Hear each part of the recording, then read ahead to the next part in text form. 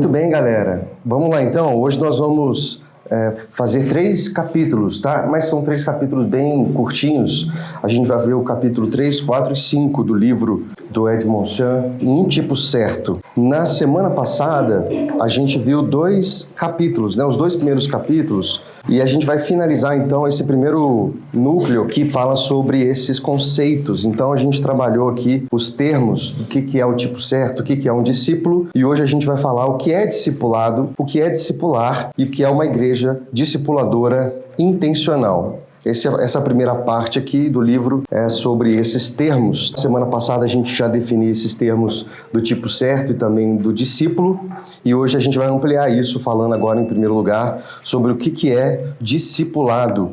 O que vocês respondem assim quando recebem essa pergunta pela primeira vez? Aquilo que eu marquei, eu acho que para mim fechou bem, a peregrinação de seguir Jesus, né, e numa mudança de estilo de vida, que eu acho. Legal. Domínio absoluto de Cristo em todas as áreas da vida do discípulo. Bom. Eu coloquei aqui renúncia, o alto preço, o domínio absoluto de Cristo em todas as áreas. Legal. Mais alguém colocou?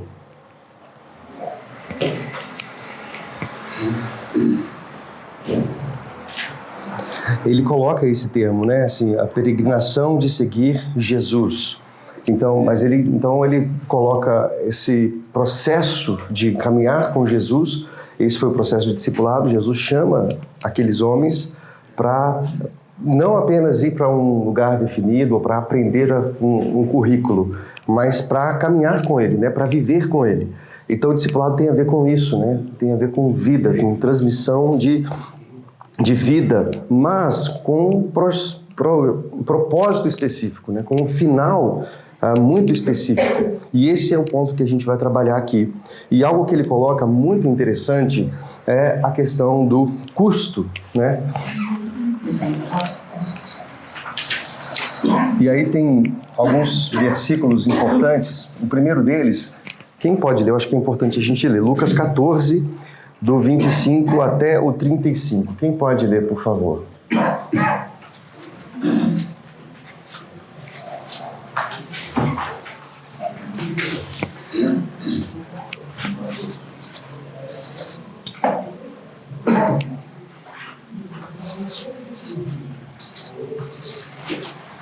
Grande multidão acompanhava e ele, voltando-se, lhe disse: se alguém vem a mim e não aborrece a seu pai, a sua mãe e mulher, filhos, irmãos e irmãs, ainda a sua própria vida, não pode ser meu discípulo.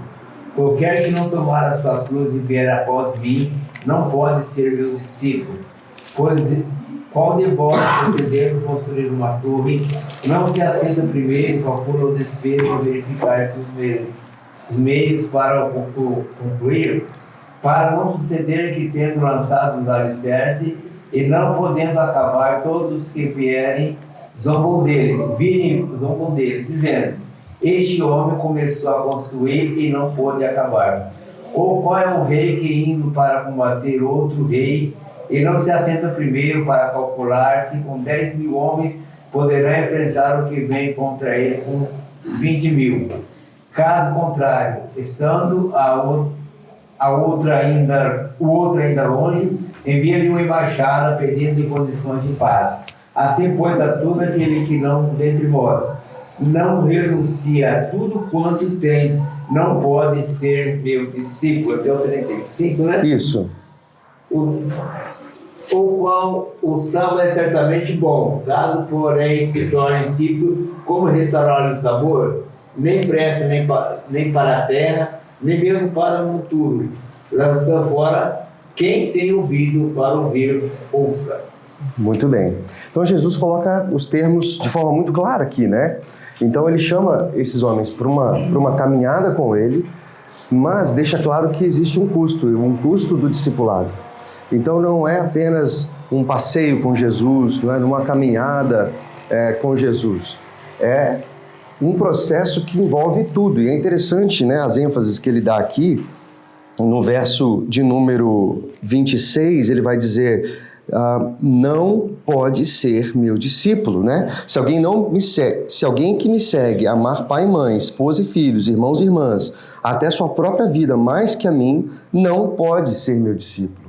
Então, ele está deixando claro, né? Não é que vai ficar difícil você ser meu discípulo. Não dá, não tem como. E no verso seguinte, no 27, ele diz, se não tomar a sua cruz e me seguir, não pode ser meu discípulo. Gente, não tem como, não dá. Não é que vai ficar difícil ou que dá para tentar, não dá. Ele já deixou isso muito claro. E lá no 33 ele vai falar de novo, né? Da mesma forma, ninguém pode se tornar meu discípulo se não abrir mão de tudo o que possui. E ele sabe, muita gente daqui a palavra meu, né? Lendo o livro aqui na lição, ele fala do meu. Então ele diz assim, é meu discípulo. Né? Não é assim, qualquer coisa ou qualquer jeitinho que dá, não, meu discípulo. Então ele está falando que não pode ser meu discípulo. Exatamente. E é isso que nós vemos, né, dos discípulos, dos homens que o seguiram, homens que realmente deixaram muitas coisas, renunciaram, né, para poder seguir a Cristo, por entender que o processo de seguir aquele homem valeria a pena.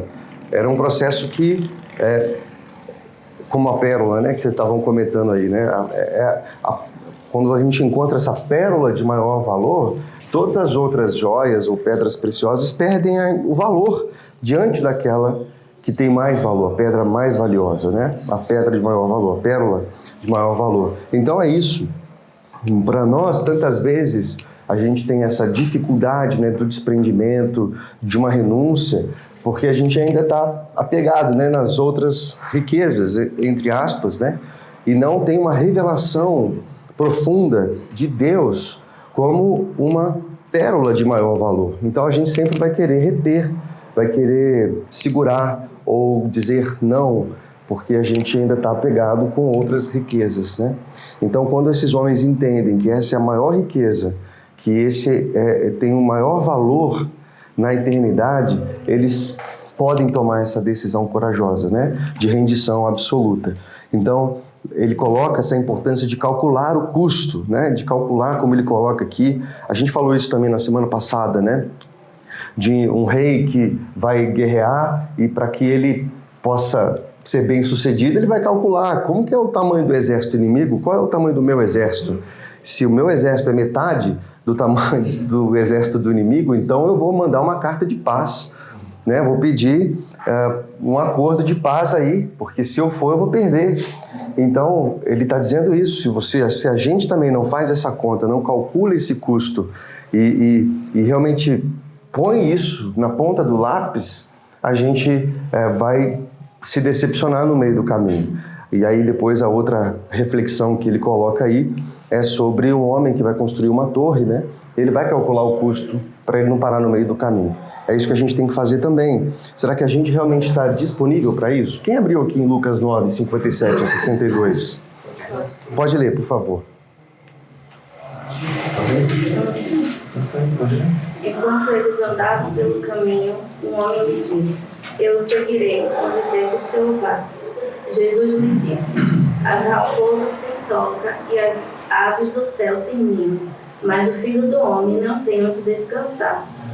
Aí ele disse a outro homem: siga-me. Mas ele respondeu: Senhor, deixa-me primeiro ir enterrar meu pai. E Jesus disse: deixe os mortos enterrarem os seus próprios mortos. Vai e anuncia o reino de Deus. Outro lhe disse: eu seguirei, Senhor, mas deixa-me primeiro e me despedir da minha família. Jesus então disse a ele: ninguém que põe a mão no arado e olha para trás serve para o reino de Deus. Ele está deixando claro desde o começo. Deixa eu primeiro fazer alguma coisa aqui, deixa eu primeiro terminar isso aqui. Quem bota a mão no arado, né, se olhar para trás, não é digno disso, não pode ser discípulo. Então, Jesus está colocando termos aqui de um discipulado radical. É isso que o autor coloca aqui também, né? Fala sobre rendição absoluta e fala sobre paixão. Então, nós precisamos reacender essa paixão pelo reino, porque senão todo esse chamado se torna um departamento na nossa vida, né? Um departamento no domingo ou no sábado à noite ou num determinado dia da semana que a gente tem uma célula e a gente abre mão, né, de tudo que a gente faz na nossa vida para encaixar isso, mas não que a nossa vida inteira é gerada a partir dessa cosmovisão, né, de encarar nossa vida como discípulo de Jesus, o reino de Deus que precisa ser expandido, e eu utilizo a minha influência, o trabalho que Deus nos deu, ou Deus te deu, Deus me deu, para que eu amplie o reino. Então tudo que nós fazemos precisa ser direcionado para isso. E como vocês entendem essa questão aqui do chamado ao discipulado? Vocês acreditam que isso seria para algumas pessoas apenas, algumas pessoas selecionadas, ou seria um chamado para todos? Posso... Ao final da leitura, eu me peguei muito naquele quadro, né? Que tem no final. Legal, a gente vai falar dele também. Eu fiquei pensando, eu falei, eu sempre, desde que eu nasci, eu tô na igreja, né? Então eu vou falar por mim. Eu vi uma transformação na igreja nesse período, né? E eu fiquei olhando aquilo e falei, como a gente era preso a só nós, né? Ah, eu sou uma pessoa que tá na igreja, eu faço bem, eu não bebo, eu não vou ir ali, eu não faço... A gente não tinha essa visão, né? E é engraçado que a Bíblia é a mesma, né? Mas a gente tinha essa visão que o quê? A responsabilidade era do pastor fazer as coisas, a gente ia na igreja, sentava, assistia o culto, ia embora, e de repente você vê que é para todos. Eu cheguei nesse ponto para dizer, cada um dentro do seu dom, da sua responsabilidade, Exato. do meio que você tá, como você pode atingir, né? Tem gente que tem mais facilidade a falar, tem gente que tem mais facilidade, de repente, a pregar. Cada Exato. um tem uma história de vida que vai facilitar uma coisa ou outra. Mas todo mundo tem condições de fazer, né? E isso é uma coisa que pegou muito. Eu falei, como a gente antes era preso no primeiro quadro aqui, né? E a gente realmente tem que chegar no terceiro. Sim. Né? E essa busca. E aí, para chegar nisso, não pode ser da liderança, tem que ser de todos. Verdade. É uma mudança cultural mesmo, né? A gente falou muito sobre isso aqui no curso passado, né, do Formador de Heróis. E aí a gente falou, né, da consolidação de uma cultura que coloca os valores. Então, se os nossos valores eles não mudarem, as nossas narrativas não vão mudar, né?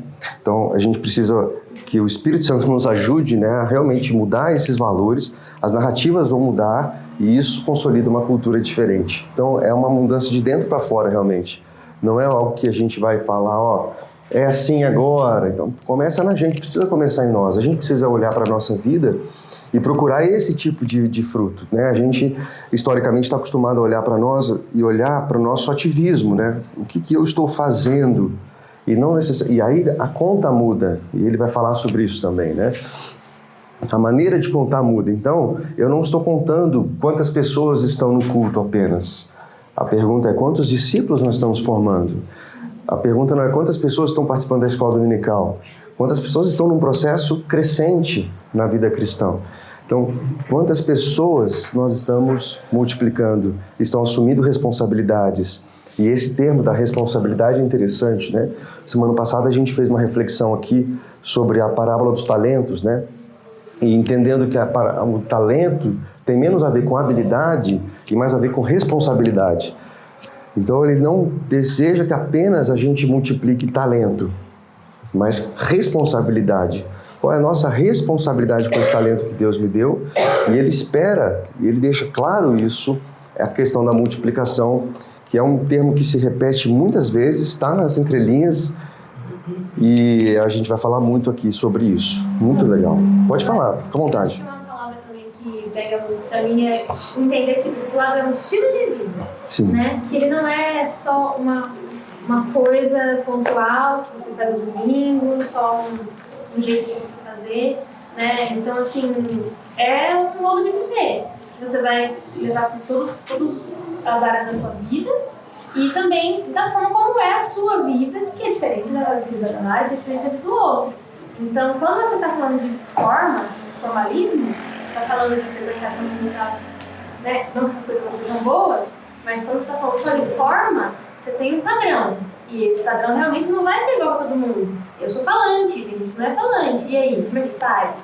Então o discipulado não é para todo mundo? Não, porque o discipulado não é uma forma fechada, ele é um estilo de vida.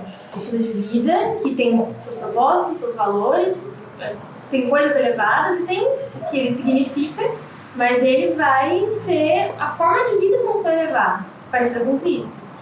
Né? Então, não importa se você é a pessoa mais tímida, a pessoa que fala mais, ou se você é uma pessoa que é médica, ou se você é dona de casa, isso vai se adaptar porque é um estilo de vida diferenciado. Né? Então, sim, mas o ponto aqui é que seria um estilo de vida diferenciado com um propósito de reprodução. Sim, então esse que é o ponto, porque senão a gente cai nessa questão moralista, né? Onde beleza, eu tenho um estilo de vida diferenciado, então eu sou uma pessoa correta, eu faço bem, eu sou um bom marido, eu sou uma boa esposa, eu sou um bom filho, eu sou um bom pai, eu sou um bom crente, eu não falto na igreja, eu dou o dízimo, eu dou oferta. Então a gente pode cair nessa questão mais moralista mesmo, né? De ser uma pessoa boa. E não é o caso apenas, né? Então, o discipulado, ele precisa apontar especificamente para a reprodução. Jesus chama os caras ali e deixa claro, desde a primeira palavra, eu vou fazer vocês pescadores de homens. Então, eles sabiam qual era o processo, qual era o propósito. Chegaria um dia em que ele vai falar, ide, vão, agora vocês fazem isso com outros. Então, a gente precisa de um estilo de vida intencional, onde nós ajudamos pessoas a crescerem em Cristo e nós ensinamos essas pessoas a fazerem isso com outras. Então, é isso, gente. Eu gosto de definir o discipulado nesses termos, né? É um relacionamento com um propósito. É vida na vida com um propósito. De fazer essa pessoa fazer com outros aquilo que eu estou fazendo com ela. Então, lembra daquela frase que a gente leu semana passada no livro? Que a gente deveria parar de... deixa eu até ler aqui para isso, senão... É uma palavra forte, né? Então eu vou deixar o Edmond Chan falar, né?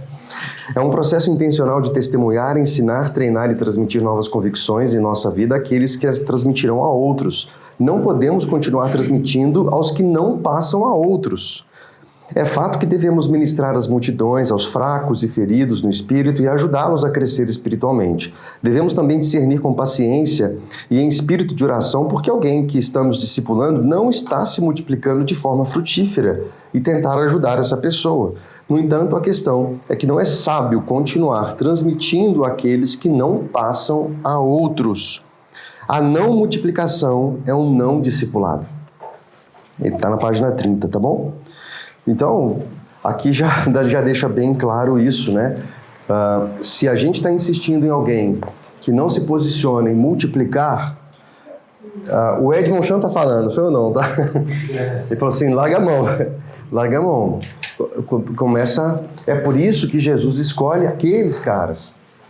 Ele teria tantas outras pessoas mais competentes, mais inteligentes, talvez... muito mais habilidosas, né, com a Torá, com a lei, essa coisa toda. Mas ele escolhe aqueles homens, por quê? Não porque eles fossem competentes no sentido ministerial, não eram. Eram gente mais difícil possível, né? Mas Jesus encontrou no coração deles muitas características, mas principalmente aquelas 3 que a gente sempre fala. Quais são? O ensinável, o fiel e o disponível. Essas são as 3 principais, né? E ele encontrou nesses caras isso. Então, isso é muito importante. O ensinável, ele fala disso, né? Alguém que deseja receber, tem fome de aprender. Então, o discípulo essencialmente vai ser essa pessoa. Vamos avançar, pessoal? Senão a gente não vai conseguir finalizar. Mas esse é o ponto aqui. Ele vai trabalhar a questão da paixão, né? Como algo que precisa ser retomado para que a gente entenda que esse custo, na verdade, é o que vale mais a pena. E aqui a próxima pergunta, então, é: o que é, então, discipular?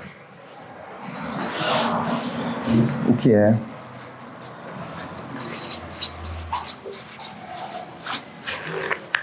O que é discipular? Ele coloca aqui alguns pontos, né? Vamos ver juntos? A partir da página 43, ele coloca alguns pontos, né? Na verdade, ele tem uma definição e vai trabalhar cada frase dessa definição, que é uma definição muito boa, né, pessoal? Então eu vou ler a definição aqui, ok? Fazer discípulos é o processo de levar pessoas a um relacionamento correto com Deus e desenvolvê-las até a maturidade plena em Cristo por meio de estratégias intencionais de crescimento, para que possam multiplicar todo o processo em outros também. Maravilhoso isso, né? Então ele vai destrinchar o primeiro termo, a primeira afirmação dele é trazer pessoas a um relacionamento correto com Deus. Então esse é um ponto muito importante, né? É um discipulado cristocêntrico. A ideia é levar as pessoas a conhecerem Jesus e não a conhecerem uma pessoa e imitarem alguém para ser igual. Não, é imitar Cristo, mas você está olhando para pessoas que você confia e tem como referência, sabendo que são pessoas falíveis, né? Mas são pessoas que estão sinalizando o reino e ensinando você a assumir novas responsabilidades. Mas nós precisamos ajudar essa pessoa, em primeiro lugar, a assumir um relacionamento com Deus em primeiro lugar. Ensinar essa pessoa a se relacionar com o Senhor. Em segundo lugar, desenvolvendo essas pessoas até a maturidade total em Cristo. Então, durante muito tempo a gente ouviu falar do evangelismo, grandes cruzadas, né? E aí reúne uma multidão no estádio, por exemplo, e aí faz um apelo e, sei lá, 3.000 pessoas aceitam Jesus. E a gente sai comemorando, dizendo, puxa, maravilha, 3.000 aceitaram Jesus, que coisa maravilhosa, etc e tal. Mas e agora? Quem cuida desse povo? Aí eu volto para minha casa, né, me achando o top, e cada um se vira, né? E aqui ele vai colocar algo muito importante: o crescimento espiritual não é automático. A gente não pode deixar a pessoa que nasceu de novo ou fez uma decisão por Jesus, se a gente deixar abandonar essa pessoa, ela não vai se desenvolver sozinha. Assim como um bebê não desenvolve sozinho. Se você abandona um bebê, ele vai morrer, né? Ele não consegue se desenvolver sozinho. Então ele vai colocar aqui que a gente precisa desenvolver essas pessoas até a maturidade em Cristo. Então é acompanhar essa pessoa, ajudar essa pessoa a crescer na fé. E nós precisamos nos responsabilizar nesse sentido, né? Pessoas novas, às vezes na célula, e a gente precisa ter uma dedicação especial, ensinar essa pessoa a ler a Bíblia, ensinar a pessoa a fazer uma devocional, ensinar essa pessoa a fazer uma oração, ensinar essa pessoa a caminhar com Jesus e a crescer espiritualmente, ok? Por meio de estratégias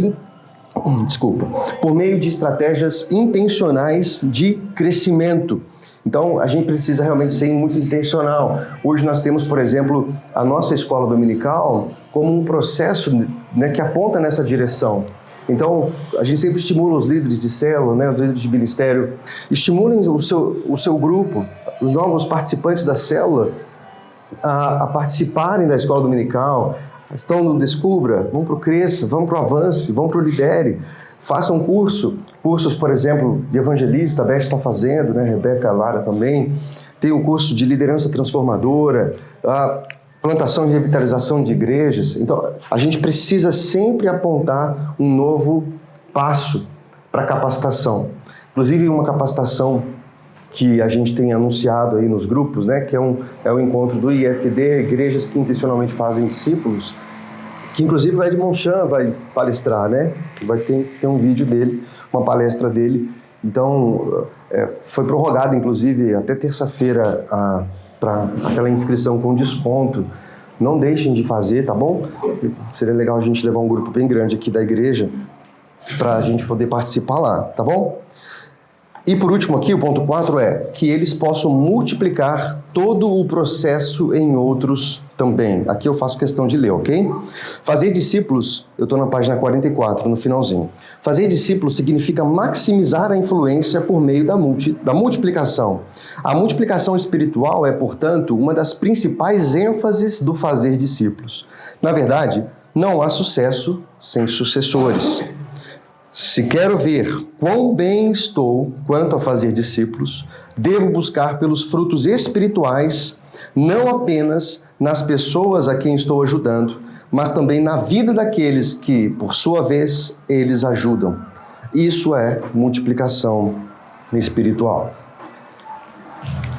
Bem objetivo, né, pessoal? Eu acho que eu gosto desse livro porque às vezes daria para escrever 50 páginas só sobre isso aqui, né? E ele escreveu um parágrafo. Glória a Deus pelo Edmond Chan, né? Então, é muito conciso, né? Muito objetivo, e é exatamente isso. Maravilhoso, pessoal. Então, essa definição é uma boa definição. Fazer discípulos é um processo de levar as pessoas a um relacionamento correto com Deus e desenvolvê-las até a maturidade plena em Cristo por meio de estratégias intencionais de crescimento para que possam multiplicar todo o processo em outros também. Então, Gabi, esse é um ponto assim, que sempre vai puxar aqui no livro, né? Que a gente historicamente foca, né, na questão da maturidade espiritual, no discernimento de alguém que cresce em Cristo. Isso é bom. E a pessoa vai se tornar moralmente melhor, com certeza, nessa caminhada, né? Mas se a gente não está multiplicando, se essa pessoa não entendeu que o processo é que ela transmita isso para outro, e aí nos termos do curso passado, né? Que ela forme heróis, e ela seja intencional nesse sentido, de formar pessoas melhores do que ela mesma, que fazem isso com outras e que são treinadas para fazer isso com outras, a gente sempre vai ser o herói, porque a gente sempre vai estar fazendo sozinho. A gente vai ser sempre o herói na célula, porque só eu que chamo as pessoas, né? Só eu que convido, eu não estou sendo intencional nesse processo de formar. E é por isso que, às vezes, ao invés de focar em 10 pessoas, eu foco em 1. E se eu multiplico com esse 1, eu já estou num processo de uma reprodução exponencial. Exponencial. Porque esse 1 vai fazer mais 1, eu vou fazer com o outro, e assim vai. Então, o nosso grande problema, pessoal, é que a gente falha nessa questão da multiplicação. A gente falha em muitas coisas, né? Fazendo uma autocrítica. A gente tem melhorado muito nessa questão, por exemplo, de convidar pessoas para vir na igreja.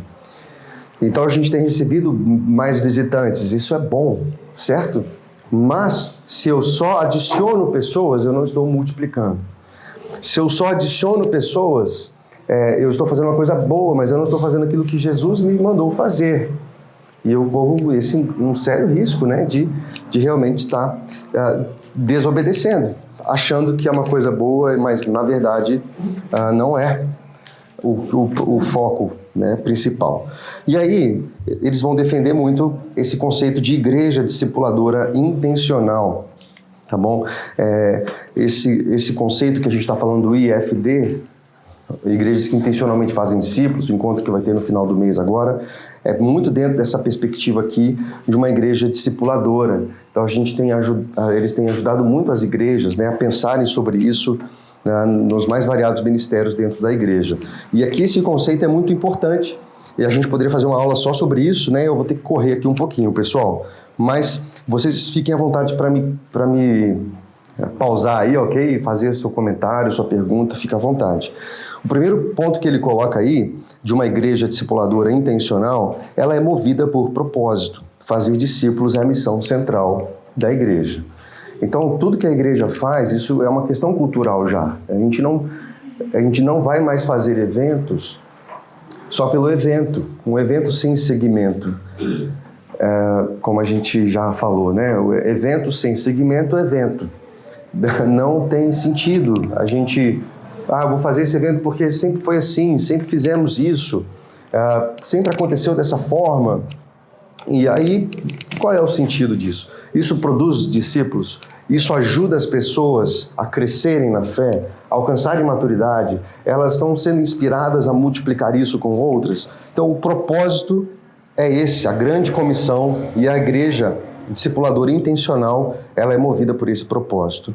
O ponto 2, ela tem um evangelismo responsável. As pessoas estão sendo conduzidas a Cristo e conscientemente acompanhadas. É aquilo que a gente falou, não é?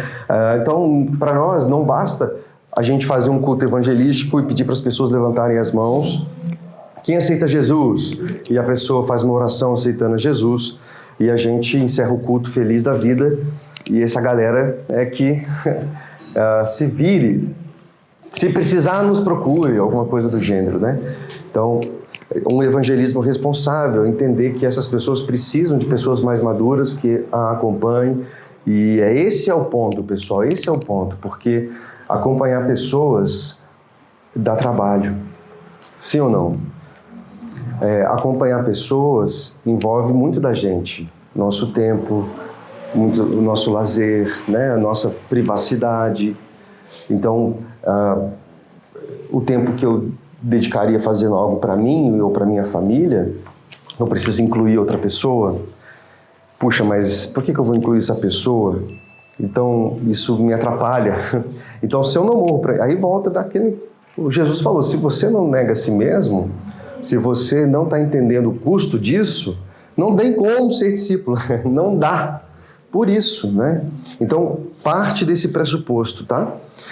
Ponto 3, estratégias intencionais de crescimento. Então, uma igreja discipuladora intencional, as pessoas estão se desenvolvendo por meio de estratégias intencionais de crescimento a algo para todos. Então, é uma igreja que aponta para isso o tempo inteiro, né? Um caminho para as pessoas percorrerem e crescerem, se responsabilizarem. Compromisso da liderança, os líderes estão comprometidos com o modelo do discipulado. E esse é um ponto muito, muito importante.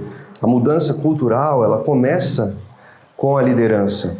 Então, se nós queremos uma igreja que se move nessa dimensão, nós precisamos nos mover. E isso tem muito menos a ver, como eu já falei, né, algumas vezes no curso, né? Tem muito menos a ver com currículo, com aula, flipchart, ensinar algo, e muito mais a ver com viver algo. Então, eu posso ensinar isso aqui exaustivamente, mas se vocês olham para mim e não conseguem enxergar isso, esse tipo de posicionamento, nunca vai adiantar nada o que eu falo aqui. Da mesma forma você, né, como um líder ministerial, um líder de célula, você pode falar o quanto quiser sobre isso. Você pode fazer um seminário, uma série de pregações, ser um professor ou uma professora, mas se a gente não pratica isso, se as pessoas não veem a gente realmente assumindo esses custos, né, e nos posicionando, nos comprometendo com esse processo, então não vai funcionar, não é verdade, pessoal? A gente precisa ser exemplo disso. Transmitir a visão e a estratégia de fazer discípulos são claramente articuladas e adotadas na igreja. Então, e aí tem a ver com o ponto 6 também, né? Concretizar a visão. Meios concretos são estabelecidos para facilitar o propósito de fazer discípulos. Aqui é a habilidade da igreja, né, em transmitir isso para as pessoas. Como é que a gente vai fazer isso? O púlpito, é claro que é muito importante, a escola dominical, ela precisa apontar para isso. A forma como a gente organiza, e a gente tem falado bastante ali, por exemplo, quer dizer, nem tanto quanto a gente deveria, né? Dos 3 Cs. Conectar. Compartilhar. E com. E o compartilhar. Esses são os nossos 3 Cs, certo? E aqui é algo que, assim, como igreja, a intenção é que a gente trabalhe, né? Porque aqui é um processo claro de crescimento e desenvolvimento. A pessoa aceita Jesus, ela começa a se conectar com Deus e com as pessoas, ela começa a crescer intencionalmente, e a igreja precisa ajudar ela a crescer, para que um dia ela possa compartilhar, ou seja, ela assumir agora a responsabilidade. Ela vai liderar uma célula, ela vai estar num ministério, atuando e colocando em prática os dons que ela recebeu do Senhor. Então, isso aqui seria assim, aquele branding, né? O desenvolvimento da marca, né? E que ajuda a igreja a visualizar a visão. E a gente poderia fazer isso muito melhor, né? A gente é tímido, mas aqui está um resumo disso que a gente está falando. Então, alguém que recebeu a Cristo e está crescendo. Mas crescendo para quê? Para compartilhar, para multiplicar. Está crescendo para poder fazer isso com outros e começar esse ciclo aqui novamente. Certo? Então, isso é muito importante. Beleza? Vamos lá. O ponto 7. O ponto 7 é assim, ó. base de pequenos grupos. Pequenos grupos são a unidade de fazer discípulos intencionais. Então aqui os pequenos grupos, as células, né?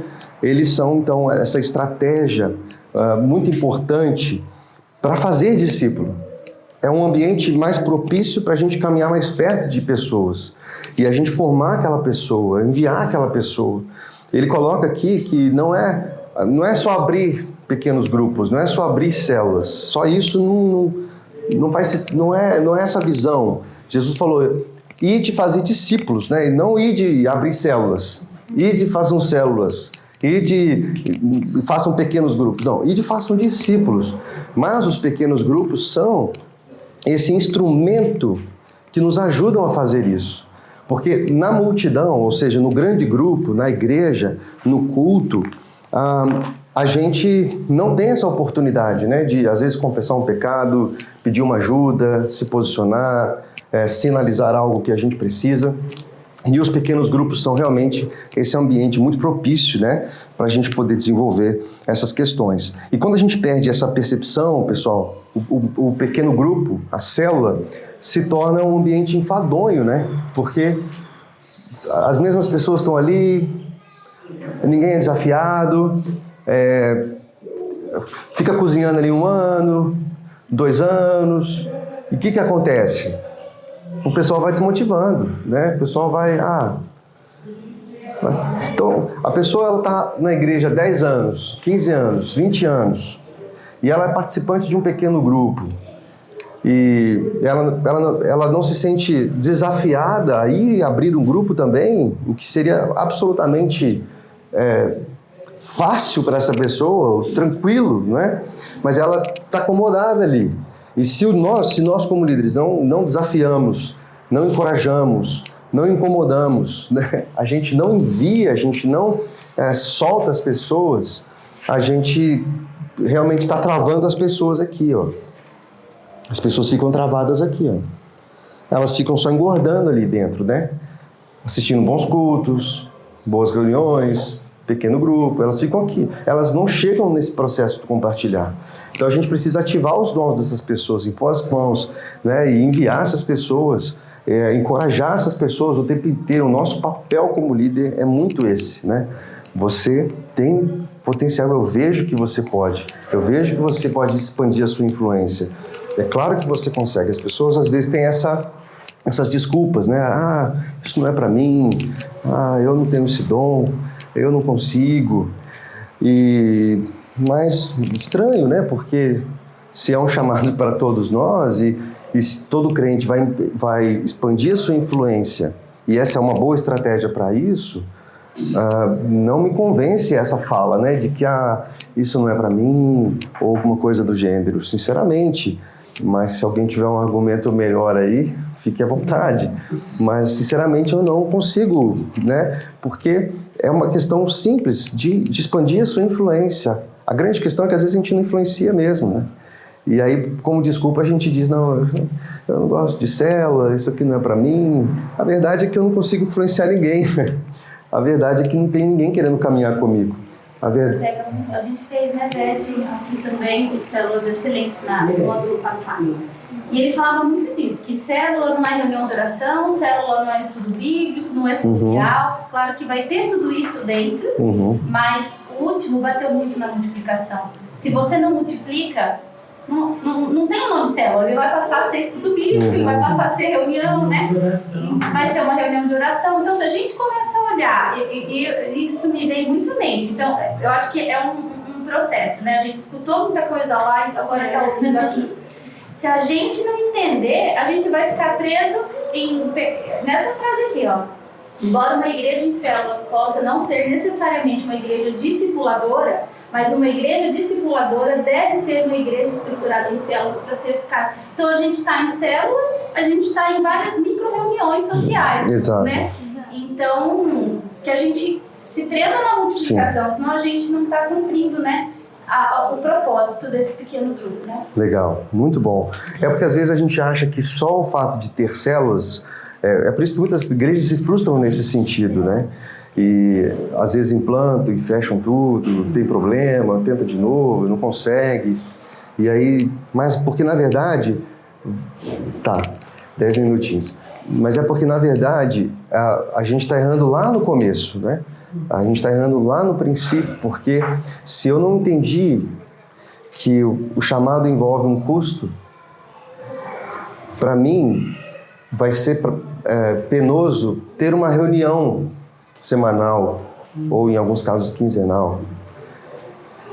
Quanto mais ainda estender uma relação mais próxima com pessoas ali. Eu sou muito ocupado, eu tenho muitas coisas para fazer. E é interessante esse texto de Lucas 14 que nós lemos, a parábola anterior a essa aqui, essa fala de Jesus, é aquela da grande ceia, né? Então, pessoas que dão desculpas realmente que fazem sentido. Ninguém vai dizer que casar é pecado, comprar juntas de boi é pecado, no sentido de comprar um maquinário para trazer mais tração para a empresa, para o serviço. Ninguém vai falar que isso é pecado, ou comprar um terreno e ver o terreno. Isso não é pecado em si, mas quando isso se torna um impedimento, uma desculpa para eu não obedecer um chamado, uma ordem, um convite de Jesus para mim, então eu estou com um problema. A gente precisa avaliar se nós entendemos esse custo. Então Jesus está dizendo, gente, não dá para ser discípulo se você não entender. Então, em primeiro lugar, esse espaço de renúncia, de rendição total, de paixão, e aí eu vou entender que eu preciso ter um núcleo mais próximo de pessoas, porque eu quero passar isso para elas. Eu desejo fazer com que elas experimentem isso. Eu desejo fazer com que elas também tenham seus olhos abertos e percebam que a vida é muito mais do que trabalhar e pagar conta. Tem a ver com algo eterno, tem a ver com algo grandioso, algo maravilhoso e rico, a verdadeira riqueza. Então isso me move. Isso, ninguém precisa me mandar fazer isso. Eu quero visitar pessoas, eu quero me relacionar intencionalmente com elas. Eu quero desprender de tempo, de recursos. Eu desejo, eu quero, ninguém precisa me mandar fazer isso. Ninguém precisa me falar que eu tenho que sair da célula e multiplicar. Ninguém precisa me empurrar para fora do ninho. Eu quero sair. Quando é que eu saio daqui? Né? Como é que eu faço para poder ter um núcleo, ter pessoas que estão próximas a mim? Então, se não começa aqui, a gente não muda, né? Com narrativas e pregações e aulas, currículo. A gente muda com realmente entendendo o sentido de tudo, né? E o oitavo ponto é a multiplicação espiritual. As vidas das pessoas são transformadas e a multiplicação espiritual está realmente acontecendo. Vou ler isso aqui, ok? O teste decisivo de uma igreja discipuladora intencional é duplo: maturidade e multiplicação. As vidas das pessoas são impactadas por Cristo e transformadas nele. Existe um desejo saudável pelo discipulado autêntico. Além disso, a multiplicação espiritual está realmente acontecendo. As pessoas estão investindo suas vidas em outras pessoas e vendo-as crescer para a maturidade em Cristo, para que elas também possam transmitir o ensino a outros. Então, o teste decisivo de uma igreja discipuladora intencional é a maturidade espiritual e a multiplicação espiritual. Então isso é muito legal, né? Não só a maturidade, mas a multiplicação. Não queremos pessoas PhDs em Bíblia se elas não multiplicam isso, se elas não vivem isso e passam intencionalmente isso para outras pessoas. Não estamos buscando pessoas moralmente campeãs na sociedade. Estamos procurando pessoas disponíveis, fiéis, ensináveis, que reproduzem isso, que se interessam por vidas e querem se relacionar com outras, fazendo com que essas outras façam isso com outras, façam isso com outras, e isso é discipulado. Ok? Esse quadro aqui que a Damari citou é um quadro muito legal. Vamos tentar trabalhar ele rapidamente aqui. Então, ele coloca 3 tipos de igrejas, vamos dizer assim, né? Igrejas que o discipulado é só um conceito, igrejas que o discipulado é uma ênfase, mas igrejas que realmente o discipulado é uma cultura, igrejas que intencionalmente fazem discípulos. E existe, de fato, uma grande diferença. Então, a questão do propósito, no primeiro tipo de igreja, o propósito é um conceito. As pessoas falam, temos que fazer discípulos. Né? É um conceito abstrato, certo? O discipulado é uma ênfase, é um propósito comprometido. As pessoas até falam sobre isso, querem isso, se comprometem com isso. Mas não é o centro da igreja, né? O núcleo da igreja, aquilo que move a igreja. mas a igreja que intencionalmente faz discípulos, esse propósito é central. O evangelismo, no primeiro tipo de igreja, é focado em atender as necessidades da própria igreja, pouco alcance é feito. No segundo tipo de igreja, pessoas são intencionalmente conduzidas a Cristo. E no terceiro tipo de igreja, o evangelismo intencional e acompanhamento conscientes são praticados. Então não é só falar de Jesus, mas acompanhar essas pessoas, né? Estratégias de crescimento. No primeiro tipo de igreja, uma estratégia pontual de crescimento. No segundo tipo, uma estratégia de crescimento que já existe. E no terceiro, as pessoas são transformadas por meio de estratégias intencionais de crescimento. Liderança unida. No primeiro tipo de igreja, concordância da liderança. No segundo tipo, compromisso da liderança. No terceiro tipo, liderança que se reproduz. Então comece de fato ali com a postura da liderança. No terceiro, nesse aspecto aqui da transmissão da visão, a visão do discipulado é obscura. No segundo tipo, a visão do discipulado é articulada. E no terceiro tipo de igreja, a visão do discipulado é regularmente articulada e claramente assumida. Meios concretos. No primeiro tipo de igreja, meios fracos ou pontuais para facilitar a visão. No segundo tipo, alguns meios de facilitar a visão. E no terceiro tipo de igreja, meios de discipulado bem coordenados e estrategicamente estabelecidos. Então, é um movimento, né? Então, tudo na igreja aponta para essa direção, desde as crianças até os adultos, tudo converge para esse fim, é algo que flui com facilidade, né? Base de pequenos grupos. No primeiro tipo de igreja, pequenos grupos possuem outras prioridades. No segundo tipo, pequenos grupos possuem alguma ênfase no discipulado. E no terceiro tipo aqui, pequenos grupos são unidades discipuladoras intencionais. E a multiplicação, no primeiro tipo de igreja, é focada no aumento. No segundo tipo, multiplica-se para a próxima geração. E no terceiro tipo, multiplica-se para várias gerações. Então, você poderia aí avaliar aí em qual ponto nós estamos, né, como igreja. Ou qual ponto você está, né, como igreja, né, com você como igreja, qual ponto você está? Será que isso é algo cultural para você ou algo abstrato? Algo que você já ouviu muito falar sobre isso, né, sobre fazer discípulos, mas de forma concreta. Será que eu estou fazendo discípulos? Se eu olho para a minha trajetória dentro da igreja, quantas pessoas eu objetivamente posso olhar e perceber que eu treinei essa pessoa e eu estou acompanhando essa pessoa para que agora ela faça isso com outra, para que ela possa multiplicar isso que ela recebeu. Então, se nós nos negamos a isso, pessoal, a gente está nos negando a parte mais importante do processo.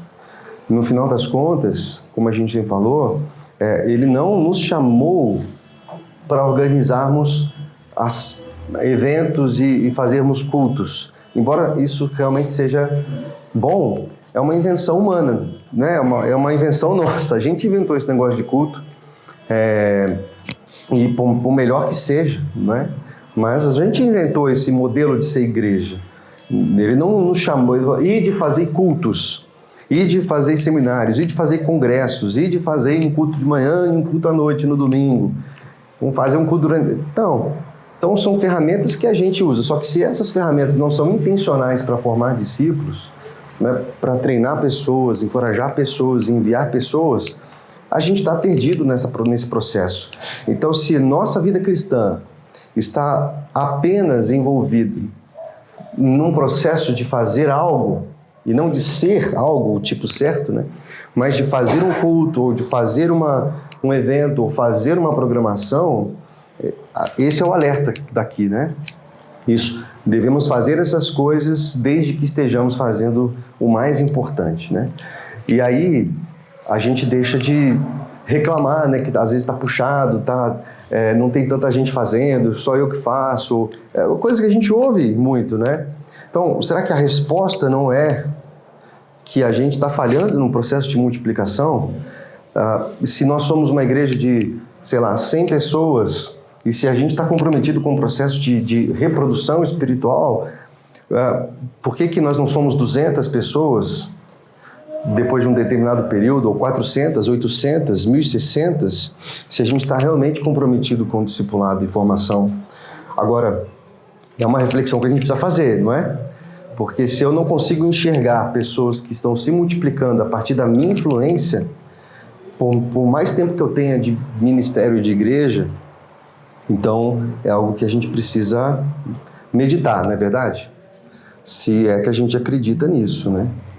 Se não é o caso, é um bom momento para a gente discutir sobre isso, ok? Se você entende que não é bem assim, fale seu cálice para ser. É um bom momento para a gente discutir isso. Legal? O Damares falou no começo uma questão, e eu me enquadro bastante nisso, né? Para mim era apenas um conceito. Tanto que eu sou cristão desde os 15 anos de idade. Muitas pessoas eu já levei a Cristo, poucas eu cuidei. E algumas, pela misericórdia, se não tem. Então, porque naquele tempo não se falava, então se ganhava muito. Eu gostava muito de evangelizar e buscar pessoas, levar para a igreja. Mas não cuidava. Então, não tinha essa questão do discipulado, de caminhar junto. É uma visão, para mim, que eu estou entendendo agora. Que até esses tempos atrás, um dos meninos bateu na porta da minha mãe trabalhando, falou assim: a mãe do Marquinhos? Falou assim: ele que me levou para Cristo. E pode avisar para ele que eu estou firme até hoje. Um é pastor, o outro é evangelista. Então, assim, só que foi pela misericórdia de Deus, não foi porque eu cuidei.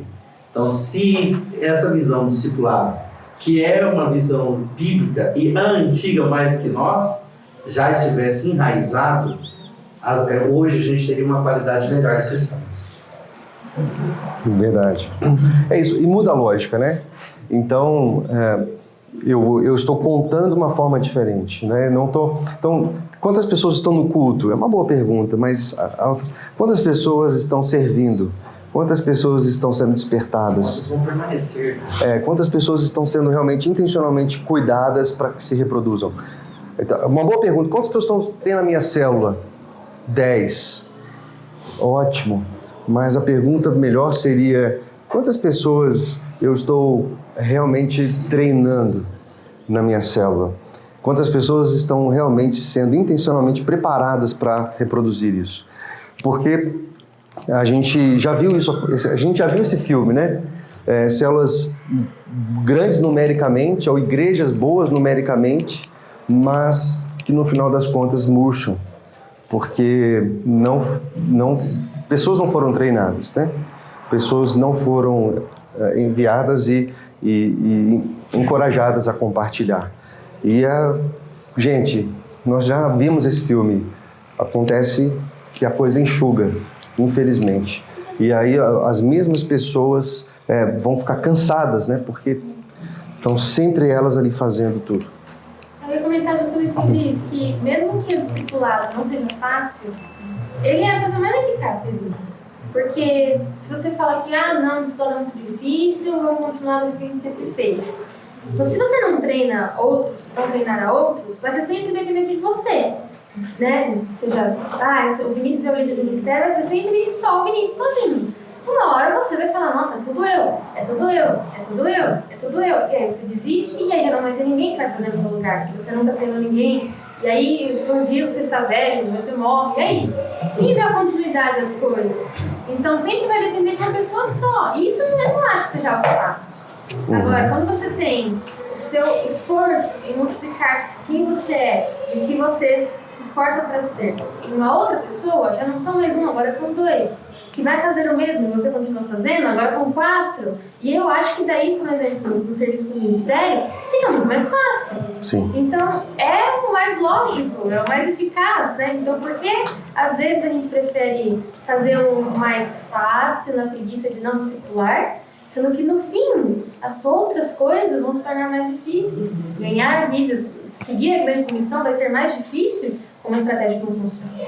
E aí a gente tem uma estratégia que custa, né? Tem um preço, mas que no fim tem uns frutos que melhor vão atender a estratégia de Jesus, né?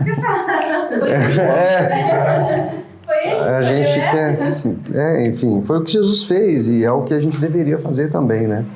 Mas é claro que é algo que envolve tudo que a gente tem, porque a chamada não é para uma tarefa, é para a vida, para uma transformação, lembra do termo, né, o diatribo?